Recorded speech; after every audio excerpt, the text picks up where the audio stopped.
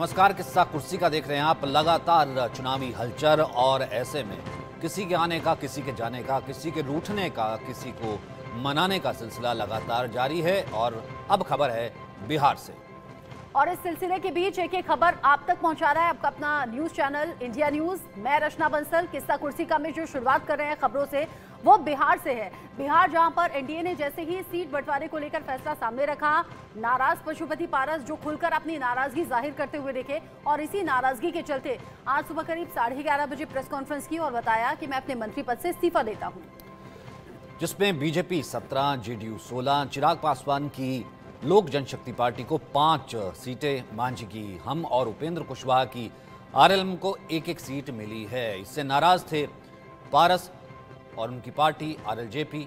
उनका खाता नहीं खुला। आरएलजेपी को एक भी सीट एनडीए इस सीट शेयरिंग में नहीं दे रहा था, ये पहले से वो जानते थे। और जब फॉर्मूला सामने आ गया, सीट शेयरिंग को लेकर बात सामने आ गई, तो वो नाराज हुए। इसके बाद पशुपति पारस ने उनकी पार्टी के नेताओं में नाराजगी भारी देखी गई, और इसी के चलते आज केंद्रीय मंत्री के पद से उन्होंने इस्तीफा दे दिया है। नाराजगी की एक वजह ये भी है कि सीट बंटवारे में चिराग की लोजपा को 5 सीटें दे दी गई हैं। तो कुल मिला के लब्बो-लुबाब यही है कि चाचा की एग्जिट हुआ, और भतीजे को जो एंट्री मिली है उससे फिलहाल ये कहा जा रहा है कि आरजेडी जा सकते हैं या फिर खुद चुनाव लड़ सकते हैं। हाजीपुर की वो लगातार मांग कर रहे थे। चिराग को 5 सीटें दी गई, जिनमें से कि 4 सीटों पर पारस गुट का कब्जा था। दरअसल 2019 लोकसभा चुनाव एलजेपी ने एनडीए के साथ चुनाव लड़ा था, तब पार्टी में 2 हार नहीं हुई थी, लेकिन इसके बाद पार्टी 2 गुट में बंट गई। इस चुनाव में एलजेपी के 6 सांसद जीते थे, जिसमें पारस समेत 5 सांसदों ने अलग गुट बना लिया था। और पारस केंद्रीय मंत्री भी बने थे, लेकिन इस बार पासा उल्टा पड़ गया और भतीजा चाचा पर भारी पड़ गया। जो सीटें पारस की पार्टी के पास थी, उन पर अब चिराग की पार्टी चुनाव लड़ेगी। कल एनडीए गठबंधन के द्वारा बिहार में 40 लोकसभा सीटों के लिए किस दल को कितना सीट मिलेगा, इसकी घोषणा हो गई। मैंने आज से 5-6 दिन पहले प्रेस वार्ता में मैंने कहा था कि हम तब तक इंतजार करेंगे जब तक एनडीए का विधिवत घोषणा नहीं होता। कल विधिवत घोषणा हो गया। हम लोग 5 सांसद थे, हमारी पार्टी में 5 सांसद थे। मैंने बहुत ईमानदारी, बहुत लगन से, वफादारी से मैंने एनडीए की सेवा की। आज भी मैं माननीय प्रधानमंत्री जी का शुक्रगुजार हूँ। एनडीए में तो ना इंसाफी होती है। अच्छा किया उन्होंने छोड़ दिया, उनको बहुत पहले ही छोड़ देना चाहिए था पारस जी को। अब अच्छा किया उन्होंने छोड़ दिया, तो बहुत अच्छा डिसीजन है। आप लोग की तरफ आएंगे तो सर वेलकम करेंगे? एकदम वेलकम करेंगे हम तो सबसे पहले वेलकम करेंगे उनका। इसका पॉजिटिव असर होगा इंडिया पर? पॉजिटिव असर होगा अगर आएंगे? पॉजिटिव असर हो रहा है, क्या तैयारी है सर? 40 सीट क्योंकि भाजपा खत्म है 25 में। मेरा भविष्यवाणी है 25 में भाजपा खत्म। पशुपति पारस ने केंद्रीय मंत्रिमंडल से इस्तीफा दे दिया। इस पर बात करने के लिए हमारे साथ हैं आरजेडी के प्रवक्ता मृत्युंजय तिवारी हैं। सर, पशुपति पारस ने जो है केंद्रीय मंत्रिमंडल से इस्तीफा दे दिया है, क्या कहें? तो भाई इस पर क्या कहना है? उन्होंने इस्तीफा दे दिया, उनको तो खुद ही बाहर का रास्ता दिखा दिया। बीजेपी ने तो अपने सहयोगियों को सब दिन धोखा दिया है, पुराना ट्रैक रिकॉर्ड है। मतलब निकल गया तो पहचानते नहीं। पहले चिराग जी के 5 सांसदों को तोड़ा, फिर चिराग जी को अंदर लाया, चाचा को बाहर का रास्ता दिखा दिया। अब उनको तय करना है वो क्या करेंगे नहीं करेंगे, वो बताएंगे। तो ये क्या लग रहा है, जिस तरह से चर्चा ये भी तेज थी कि हाँ आप लोग की तरफ से आ सकते हैं, हाजीपुर से जो है चुनाव लड़ेंगे, क्या वो आएंगे तो उनको भी तो चुनाव तो लड़ना चाहिए, उनको निर्दलीय भी लड़ना चाहिए। भाई वो तो अभी उन्होंने अपना आगे का क्या उन्होंने रास्ता तय किया है, वो क्या करेंगे नहीं करेंगे वो जब पत्ता खोलेंगे इसके बाद ही ना कोई प्रतिक्रिया दी जाएगी। हम लोगों के साथ जनता की ताकत है, और महागठबंधन बहुत जल्द सीट शेयरिंग का फार्मूला तय करके, सब चीज़ तय हो चुका है, अंतिम दौर में है। 1-2 सीटों पर जो मामला है उसमें तय करके घोषणा कर दिया जाएगा, और महाविजय महागठबंधन करेगा। तो क्या लगता है अगर वो आते हैं तो आप लोग उनको रखें? भाई अगर मगर का कोई जवाब होता है? अगर कल क्या होगा, कल किसने देखा है? भाई जो होगा पार्टी नेतृत्व तय करेगा। तो ये थे हमारे साथ आरजेडी के प्रवक्ता मृत्युंजय तिवारी, जिनका कहना था कि चिराग पासवान अगर वो आते हैं या नहीं आते, इस पर फैसला बाद में होगा। कैमरा अभिषेक के साथ शक्ति, इंडिया न्यूज़, पटना। पशुपति पारस ने मोदी कैबिनेट से इस्तीफा दे दिया है। इस पर बात करने के लिए हमारे साथ हैं जेडीयू के एमएलसी नीरज कुमार हैं। सर, कैसे देखते हैं इसको? एनडीए के बीच सीटों का बंटवारा हो गया। माननीय पशुपति पारस जी ने उसके बाद केंद्रीय कैबिनेट से इस्तीफा दे दिया, अपनी पीड़ा का इजहार किया। तो स्वाभाविक है, हर राजनीतिक दल को यह अधिकार प्राप्त है, लेकिन हमारी उम्मीद है कि देश के केंद्रीय कैबिनेट में जो नरेंद्र मोदी जी के नेतृत्व में चला, लंबे अरसे तक आपने सेवा दी है, तो इस उम्मीद है कि 2024 के चुनाव में अपनी सेवा को यथावत कायम रखेंगे। कहा जा रहा है कि पशुपति पारस जो है महागठबंधन के खेमे में जा सकते हैं। उनकी आरजेडी के शीर्ष नेताओं के साथ बात भी हुई है। कितना चुनौतीपूर्ण होगा अगर वो महागठबंधन में जाते हैं और हाजीपुर से चुनाव लड़ते हैं? देखिए, राजनीति में हर व्यक्ति को जाने का अधिकार प्राप्त है। यह स्वाभाविक है कि उन निर्णय भी ले सकते हैं। अब राष्ट्रीय जनता दल एक परिवारवादी पार्टी है। अब कितना सीट बचा हुआ है यह भी महत्वपूर्ण है भाई। तो ऐसी स्थिति में पारस जी का सम्मान बचेगा कि नहीं, उनकी पार्टी का सम्मान बचेगा कि नहीं, उनका सम्मान केवल विषय नहीं है, उनकी पार्टी का सम्मान बचेगा कि नहीं। क्योंकि अकेले अगर सम्मान ले लीजिएगा तो फिर पार्टी का औचित्य क्या हुआ। तो उतने बड़े पैमाने पर राष्ट्रीय जनता दल राजनीतिक कुर्बानी देगी, यह हमको संभव नहीं प्रतीत होता है। ऐसे लगे रहे राजनीति में मुन्ना भाई, कोई चिंता की बात नहीं। एक सवाल, आखिरी सवाल ये है कि उपेंद्र कुशवाहा भी जो है नाराज चल रहे हैं, उन्हें एक सीट मिला है। नहीं, कोई नाराजगी नहीं है, कोई नाराजगी नहीं है। सब लोग से संवाद भारतीय जनता पार्टी के केंद्रीय नेतृत्व ने किया है और एकदम सुखद गठबंधन की कल घोषणा हुई है और लक्ष्य पर काम शुरू भी हो गया। ये थे हमारे साथ जेडीयू के एमएलसी नीरज कुमार, जिनका कहना था कि उपेंद्र कुशवाहा की कोई नाराजगी नहीं है। तमाम जो गठबंधन घटक दल हैं एनडीए के, उस सभी के बीच में सीटों का शेयरिंग हो चुकी है और सभी पार्टियां जो है वो खुश हैं इस सीट शेयरिंग से। कैमरा अभिषेक के साथ शक्ति, इंडिया न्यूज़, पटना। तो हमारे साथ तमाम मेहमान जो है वो लगातार जुड़े हुए हैं। हमारे साथ अरविंद जी मौजूद हैं, हिमांशु भट्ट हमारे साथ मौजूद है, लेकिन सबसे पहले आपको राहुल लाल मौजूद है हमारे साथ। सबसे पहले आपको ग्राउंड जीरो पर लिए चलते हैं। शक्ति हमारे साथ हैं। शक्ति, कमोबेश एक्सपेक्टेड ही था जिस तरीके की प्रतिक्रिया आज देखने को मिली, क्योंकि ये एग्जिट तय था। जी सचिन, बिल्कुल। देखिए, पिछले 2-3 दिनों से ये चर्चा तेज हो गई थी कि पशुपति पारस को एनडीए की तरफ से जो है सीट नहीं दी जाएगी और कहीं अब कल इस चीज़ पर मोहर भी लग गई। और आपको बताया कि जिस तरह से एनडीए में जेडीयू जो है 16 सीट पर, बीजेपी 17 सीटों पर चुनाव लड़ी और चिराग पासवान की पार्टी जो है वो 5 सीट उनको दिया गया। उपेंद्र कुशवाहा और जीतन मांझी की पार्टी को 1-1 सीट दिया गया। इसके बाद साफ हो गया कि बीजेपी जो है चिराग का भरोसा जो है चिराग पासवान पर है और चिराग पासवान के साथ ही बीजेपी जो है लोकसभा चुनाव जो है लड़ेगी। अब इसके बाद जो है पशुपति पारस के लिए दरवाजे जो है फिलहाल एनडीए में बंद हो गए और आज जो है अब से कुछ घंटे पहले जो है पशुपति पारस ने एक प्रेस कॉन्फ्रेंस किया और उन्होंने अपने मंत्री पद से जो है इस्तीफा दे दिया। और साथ ही साथ उन्होंने जिस तरह से एनडीए में सीट उन्हें नहीं मिली, इससे उन्होंने अपनी नाराजगी भी जाहिर की। और अब जो हमारे सूत्र बता रहे हैं, जो पशुपति पारस जो है अब से थोड़ी देर के बाद जो है दिल्ली से पटना के लिए रवाना होंगे और जब पटना पहुंचेंगे देर शाम, तो यहाँ पे सीधे वहाँ से राबड़ी आबाद जाएंगे, जहाँ पे लालू प्रसाद यादव के साथ उनकी मुलाकात हो सकती है। ये हमारे सूत्र बता रहे हैं कि सीटों को लेकर जो है पशुपति पारस से कितना इंतजार कर रहे थे कि औपचारिक ऐलान एक बार एनडीए में सीट बंटवारे का हो जाए, उसके बाद वो अपना अगला कदम उठाएं। आज जब प्रेस कॉन्फ्रेंस में उनसे पूछा गया कि आप आरजेडी के संपर्क में हैं, क्या आप आरजेडी से बात कर रहे हैं, तो उन्होंने कहा आगे जो भी होगा वो आपको बता दिया जाएगा। लेकिन तब से लेकर अब तक ये खबर और ज्यादा जोर पकड़ रही है और आपने कहा आज शाम में ही लालू प्रसाद यादव से उनकी मुलाकात होगी। इससे पहले भी उनके बेहतर संबंध रहे और इन्हीं संबंधों को भुनाने का वक्त अब आ गया है। आरजेडी से कितने सीटों का ऑफर मिल सकता है? इंडिया गठबंधन में जा रहे हैं तो अपना फायदा भी पशुपति पारस देखेंगे। जी बिल्कुल, देखिए 5 सीटों की मांग जो है जब पिछले 2-3 दिनों से चर्चाएं तेज हो गई थी जब पशुपति पारस को एनडीए सीट नहीं मिलेंगे, तो पशुपति पारस और आरजेडी के कई जो वरिष्ठ नेता हैं उनके साथ उनकी दोनों की फ़ोन पे बातचीत भी हुई है और इसमें जो है पशुपति पारस ने अपने तरफ से 5 सीटों का जो है उन्होंने डिमांड किया है।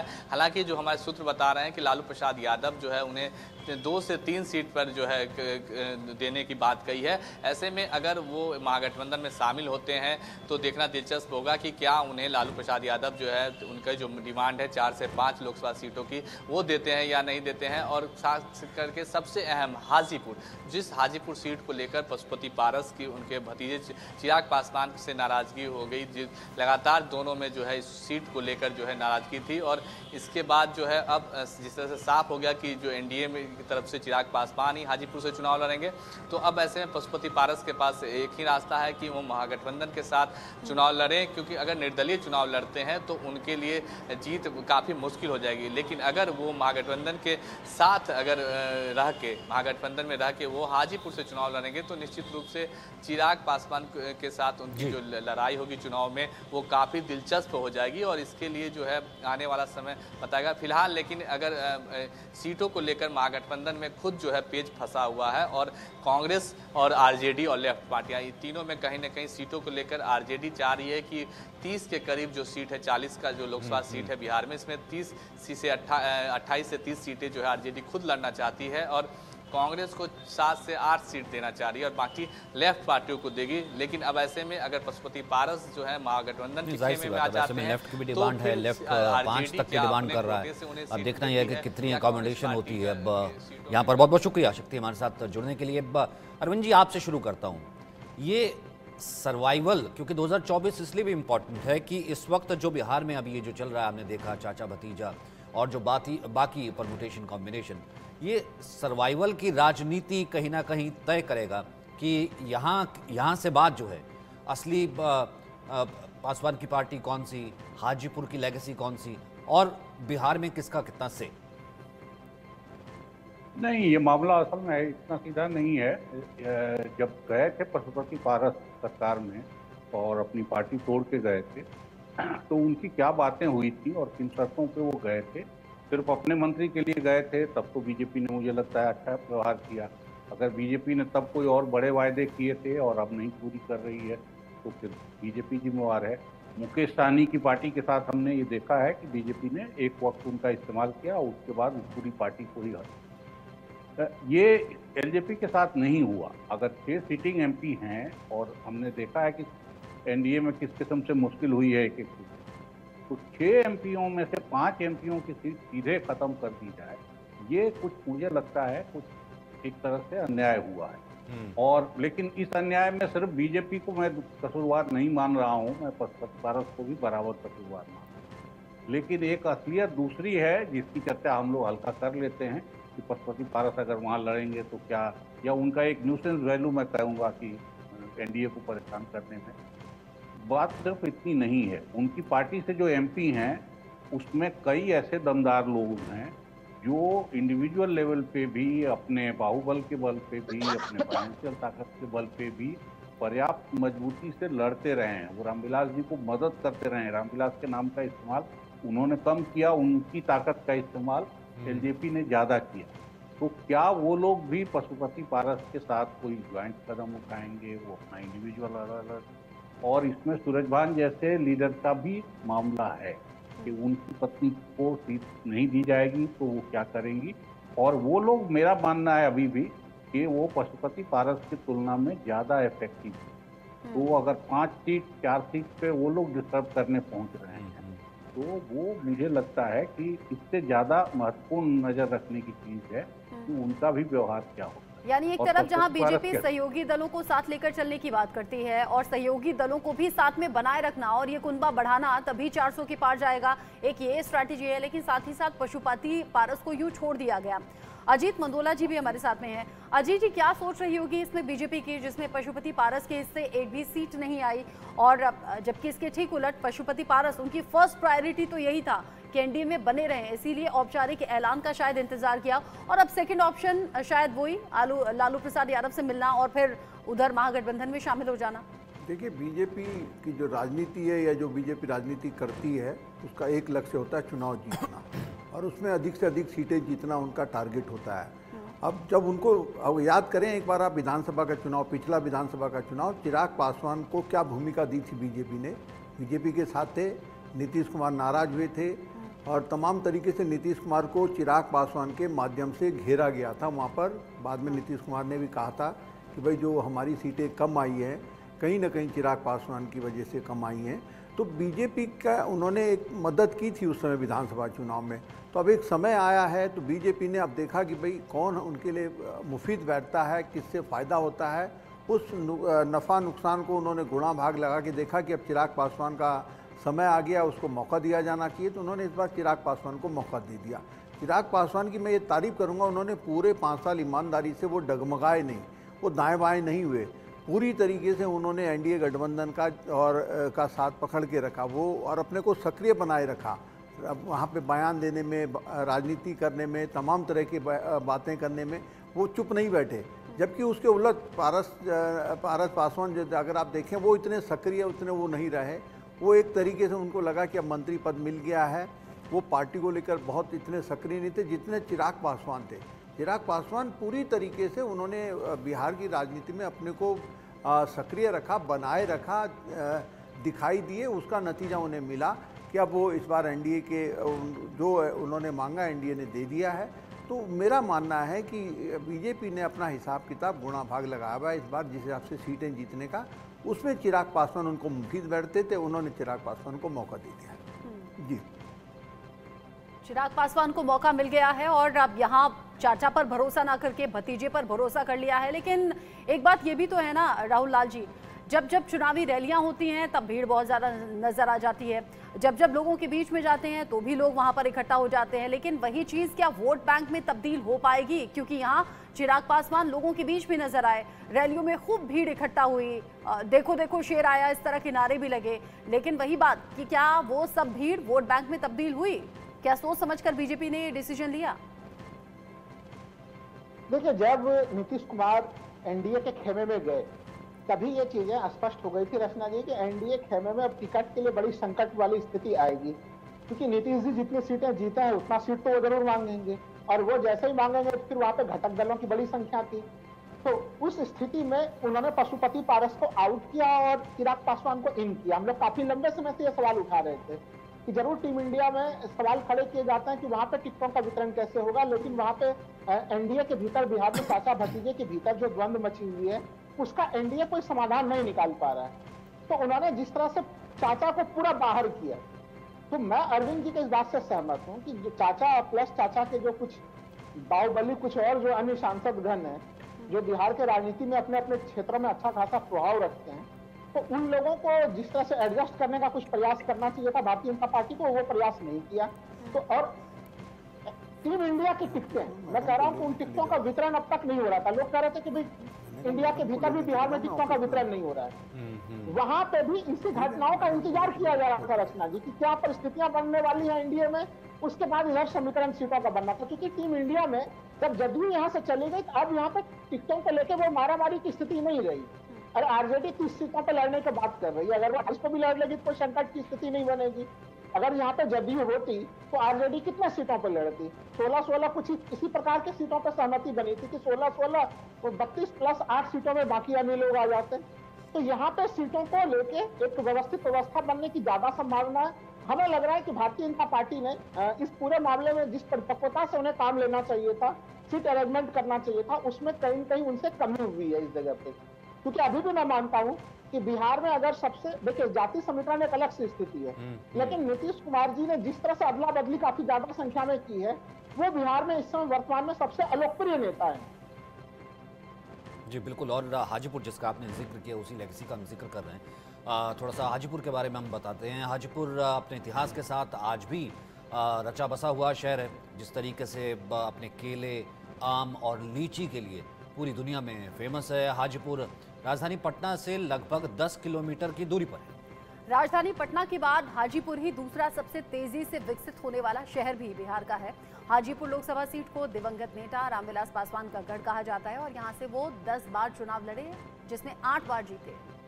यानी कि रिकॉर्ड जीत उन्होंने हमेशा दर्ज की। वर्तमान में इस सीट से लोक जनशक्ति पार्टी राष्ट्रीय के दिग्गज नेता पशुपति पारस सांसद हैं, लेकिन इस बार बीजेपी की तरफ से चिराग पासवान को ये सीट, यानी कि उनके पुत्र को ये सीट दी गई है। अब देख लेते हैं हाजीपुर लोकसभा सीट का इतिहास क्या रहा है, किस तरीके से यहाँ पर अभी तक का राजनीतिक कह सकते हैं कि इतिहास रहा है। 1996 से 1999 तक लोकसभा चुनाव में इस सीट से रामविलास पासवान जेडीयू के टिकट पर सांसद बने। फिर 2004 के लोकसभा चुनाव में अपनी पार्टी एलजेपी से वो सांसद चुने गए। 2009 लोकसभा चुनाव में जेडीयू से राम सुंदर दास, फिर 2014 के आम चुनाव में फिर रामविलास पासवान यहां से जीते, लेकिन 2019 के लोकसभा चुनाव में रामविलास पासवान के छोटे भाई पशुपति कुमार पारस एलजेपी से सांसद बने। जिस तरीके का हाजीपुर का अब तक का इतिहास रहा है, यहाँ पर अच्छा खासा जो प्रभाव है वो एलजेपी का देखा जाता है। और ऐसे में पशुपति पारस जो बड़ी उम्मीद लगाए हुए थे कि हाजीपुर से उन्हें टिकट मिलेगा, लेकिन एनडीए की सीट बंटवारे में पशुपति पारस का नाम भी नहीं था। और इसी नाराजगी के चलते प्रेस कॉन्फ्रेंस की हिमांशु जी, हालांकि पहले से तय था कि पशुपति पारस का पत्ता कट सकता है। चिराग पासवान को 5 सीटें मिलने से जो खबरें मिल रही थी, पशुपति पारस नाराज भी थे, लेकिन बीजेपी ने कोशिश नहीं की कि मना लिया जाए, 1 या 2 सीट दे दी जाए।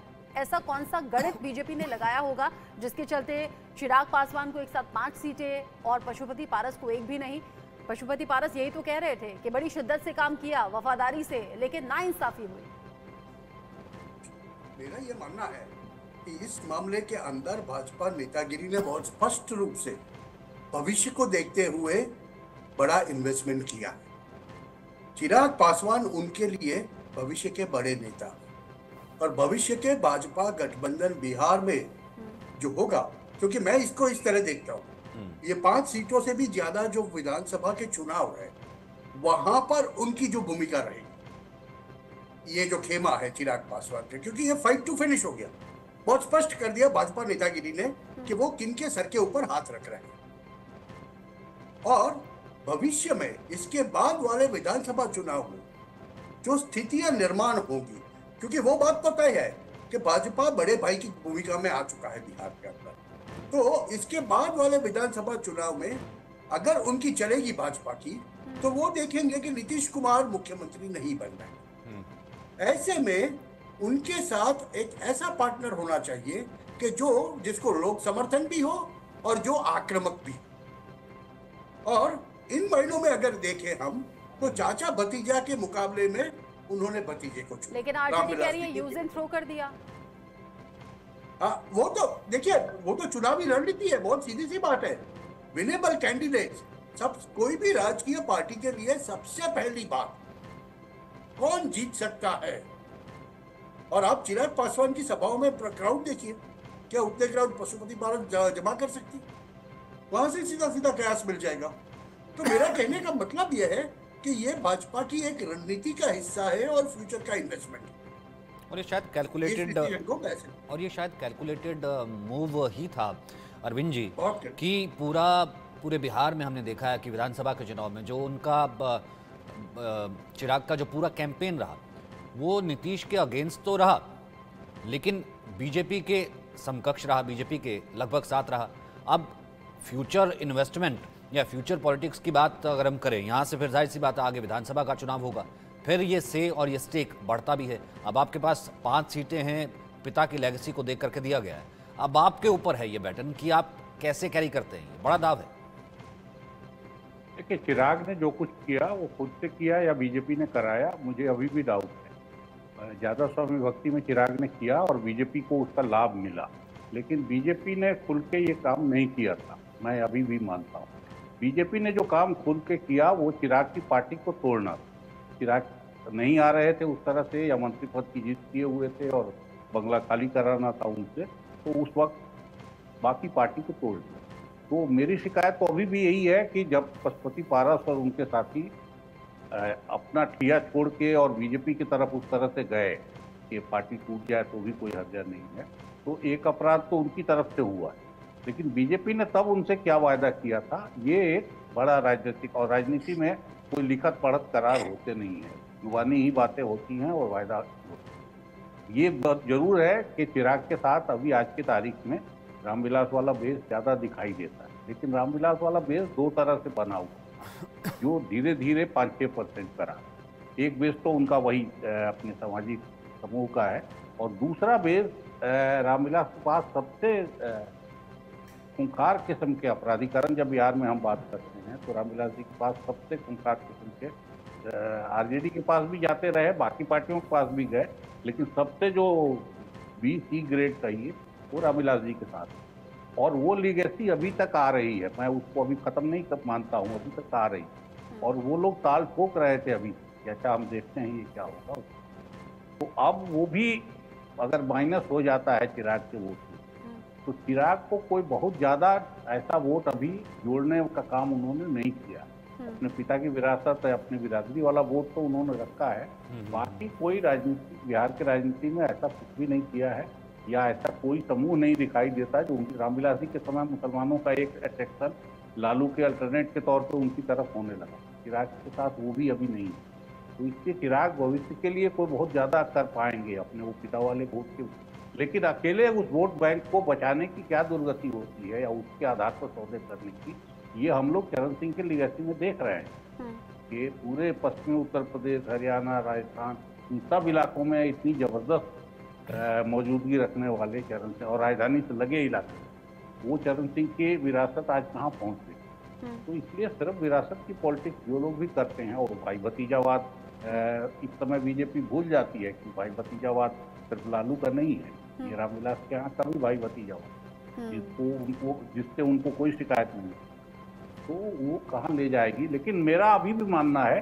कि जो वचन भंग हुआ है सौदे में, वो एक लेवल पे पशुपति ने भी किया है और एक लेवल पे बीजेपी ने भी किया। तो हम पशुपति को तो मान लें कि यूज एंड थ्रो करके उनको फेंक दिया गया, कोई हर्जा नहीं, लेकिन बीजेपी ने जो वचन भंग किया है उसकी सफाई भी कहीं से चाहिए, और उसका भी मुझे लगता है कि जब इन दोनों के बीच चॉइस वोटर करेगा कि चाचा भतीजे में किस तरफ जाए, तो एक अंक उसका भी होगा, उसका भी असर पड़ेगा, उस असर के बगैर नहीं। सोच समझकर एनडीए ने फैसला किया सीट बंटवारे को लेकर, और पशुपति पारस ने भी सोच समझकर ही इंतजार किया औपचारिक ऐलान का।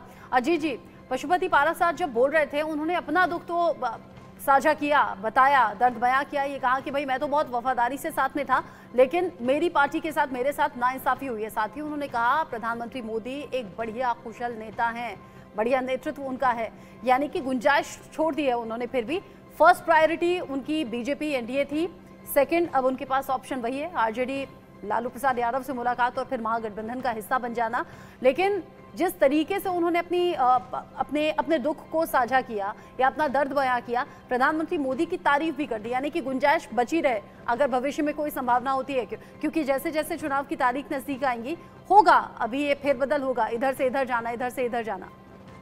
बिल्कुल निश्चित तौर पर देखिए, पशुपति पारस जानते हैं कि अभी आज के दिन में वो एक राजनीतिज्ञ हैं, राजनीति करते आ रहे हैं, उन्हें पता है देश का मूड क्या है, माहौल क्या है, और प्रधानमंत्री नरेंद्र मोदी की लोकप्रियता इस वक्त देश में कितनी सबसे ज़्यादा है। और कहीं उनको लग भी रहा होगा कि भाई कोई जो है सरकार बनाने में एनडीए को कोई दिक्कत नहीं आने वाली है, इसलिए उन्होंने एक सॉफ्ट कॉर्नर अपने लिए रखा है कि जिससे अगर कल कोई बात होगी। अब सवाल ये है कि भाई वो क्यों गए। अब राजनीति में जिंदा रहने के लिए आपको संघर्ष तो करना ही पड़ेगा। आप जब चुनाव जीतेंगे, अगर आप जीत जाते हैं तो फिर आप राजनीति में आप जिंदा रहेंगे, अगर आप चुनाव हार गए तो राजनीति में फिर आपको कोई नहीं पूछेगा। अब वो एक रास्ता तलाश रहे हैं कि आरजेडी के साथ बात बन जाए। लालू यादव के साथ मीटिंग है शाम को, लालू यादव उनकी कितनी शर्तें मानते हैं नहीं मानते हैं, अब ये तमाम चीज़ें देखनी होंगी। एक महागठबंधन वो है लालू यादव के उस पार्टी की अगुवाई में, आरजेडी की अगुवाई में, उसमें उनको वो 5 सीटें मांगेंगे, 5 तो नहीं देंगे वो लोग, क्योंकि कांग्रेस में भी सीटों को लेकर अभी कांग्रेस के साथ भी उनका जो गठबंधन का मामला फंसा आरजेडी का, उनको कम सीटें दे रही हैं, कम्युनिस्ट पार्टियों को उनको देना है, तो उसमें देखना होगा कि लालू यादव कितना देते हैं। लेकिन मेरा अभी तक जो मेरे पास जानकारी आती है, हम लोग जब चर्चा करते हैं, बिहार में बीजेपी ने अपने को फिर से उसी पोजीशन में ला दिया है जहां पिछली बार वो 2019 वाली स्थिति में थी।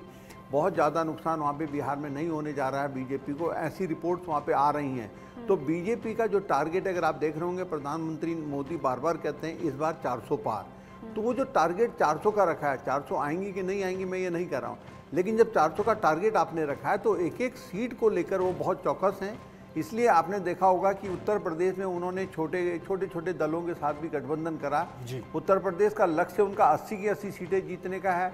80 नहीं भी जीतेंगे तो 75-77 भी जीत गए तो बहुत बड़ी उपलब्धि है। बिहार में 38 सीटें, 38 में से पिछली बार उन्होंने जितनी जीती थी, अगर उतनी वो जीत लेते हैं तो वो भी उपलब्धि है। तो मेरा कहने का मतलब है कि इस समय उनके लिए कोई व्यक्ति विशेष जितना इम्पोर्टेंट नहीं है जितना कि सीटें जरूरी हैं। उस सीटों का गुणा भाग लगा के उन्होंने पशुपति पारस को अलग कर दिया। अब पशुपति पारस की इच्छा है कि वो एनडीए में रहते या छोड़ते, उन्हें छोड़ दिया। अब चिराग पासवान ने नहीं छोड़ा, वो बने रहे। तो चिराग पासवान के पास अभी लंबी राजनीति है, फिर विधानसभा के चुनाव है अगले साल।